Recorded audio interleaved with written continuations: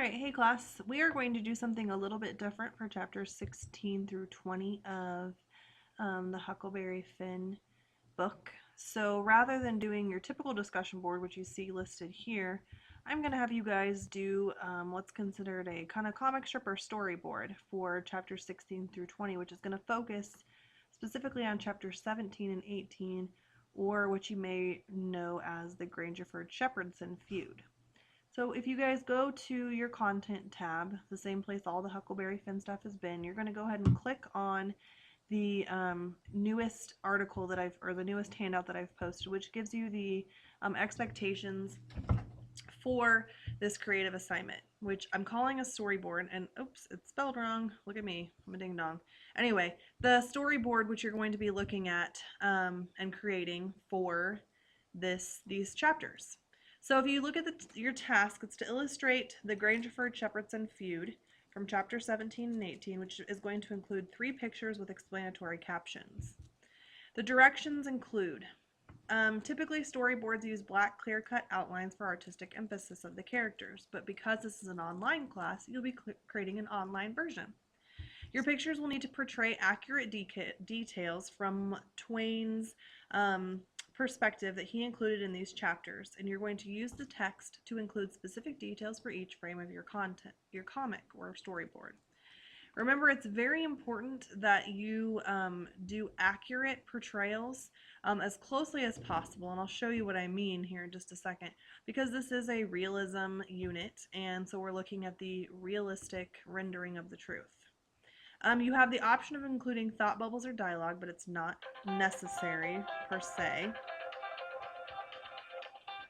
So you will have the option of including those, but you do not have to. You do have to include a caption, however, that concisely summarizes each of your frames, and of course create a title. So here are the scenes that you could potentially choose from. The first being the Grangerford house, but the inside. The second one being Emmeline Grangerford's artwork.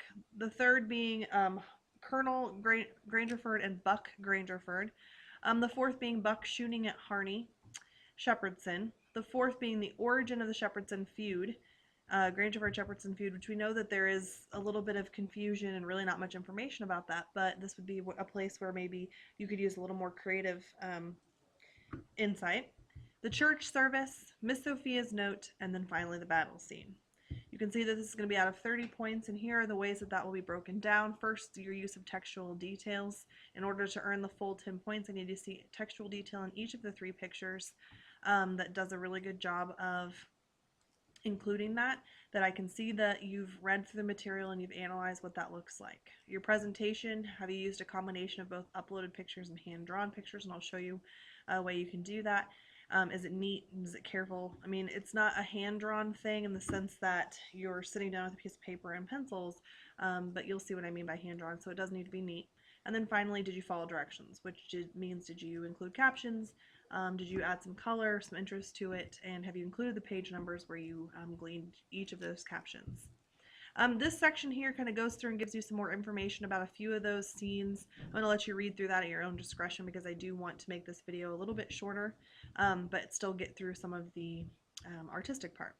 So what I suggest that you do, because this does have to be done virtually, is go to your Google Apps, which if you guys are not sure about how exactly to do that, you just go into Park Hill's application portal, and you'll choose the Google Apps, which is the lowercase g, and then from that you're going to choose Google Draw. And I can show you here real quick what that will look like. If you give me just a second. Let's see here. Okay, so you will go to the applications, and you're going to want to look for more. And once you've looked for more, excuse me, you will go to, and again, I don't see that. Give me just a second. Even more from Google. You should be able to find this Google Drawings is what you're going to go to. It brings up a blank page for you, and I'm going to show you what I've already started. So looking at the Grangerford house, the inside, there are specific details that are given about the Grangerford house, starting on pages like 95 and 96, all the way up through like 97, 98. And here is where Huck starts to describe the house. And so, for instance, he says,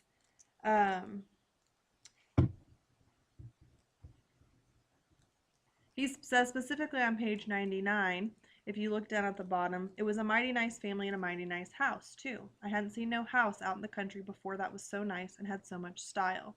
It didn't have an iron latch on the front door, nor a wooden one with a buckskin string, but a brass knob to turn, the same as houses in town. There weren't no bed in the parlor, nor a sign of a bed, but heaps of parlors in towns had beds in them.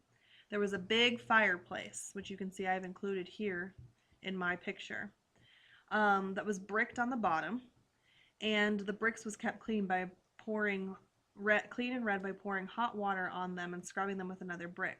Sometimes they wash them over with red paint water, and they call Spanish brown, same as they do in town. So you can see I've included my brick fireplace, and I just found this picture by downloading it off the internet. It says they had big brass dog irons that would hold up a saw log. So the dog iron is going to be that iron that they store logs on.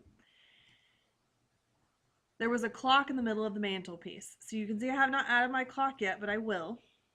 With a picture of a town painted on the bottom half of the glass front, and a round place in the middle of it for the sun, and you could see the pendulum swinging around behind it. It was beautiful to hear that clock tick, and sometimes when one of those peddlers had been around and scoured up her, she got in good shape. And then he kind of goes on. And he says, there's outlandish parrot on each side of the clock. So I've included my parrot, made out of something like chalk and painted up gaudy. But one of the parrots was a cat made of crockery. By one of the parrots was a cat made of crockery, and a crockery dog by the other. And when you pressed down on them, they squeaked, but they didn't open their mouths nor look different nor interested. I'm going to pause there. I'll show you that the way that you get these pictures to go into your piece is to click on this image button. And when you've clicked on the image button, then it allows you different options for how you can insert these pictures into your drawing. And so you can upload a picture if you have them saved. You can take a snapshot, do a URL, an album, whatever. Most of you will probably do the search. And so I searched for fireplace, I searched for parrots, and now I'm going to search for mantelpiece clock. And hopefully it's going to give me back some options for what I can add to that. So I'm imagining that this is pretty similar, or this is pretty similar to what Huck may have seen. So I'm going to click on that. It highlights it in blue, push select. And now you'll see it takes it just a second, but it's going to pop up the mantelpiece clock, which you'll then need to size down so that it looks like it would fit onto this picture and move it into place. So you see, now this is kind of an interesting storyboard because you're not hand drawing these pictures like my classes and my face-to-face classes would, but you're still going to end up with something that looks like what's described. After you have included the details as much as possible from each of the descriptions, and keep in mind, if you're going to do the mantelpiece and the fireplace, I expect to see all of those things. If you're going to do the table and the floor and all that stuff, I expect to see all those things. Then I would like for you to go through and add in your text box, which is going to have a caption. So here, I'm going to draw in my text box so that I can add in my caption. And I'm not just titling this, I'm actually writing the portion from the book that deals with this particular picture. So I'm going to say there was a big fireplace that was bricked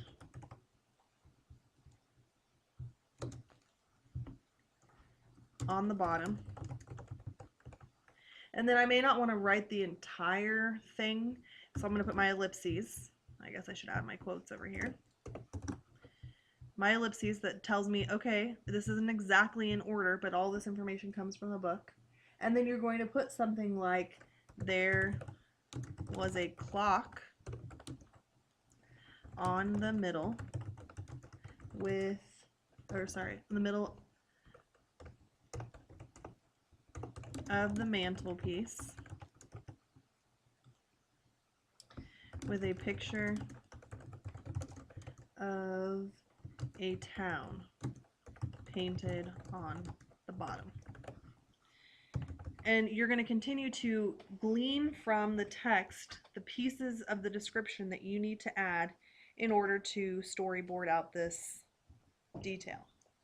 And then all in all, after everything's said and done, because I would need to add more description, in parentheses, I'm going to put the pages that I took this from.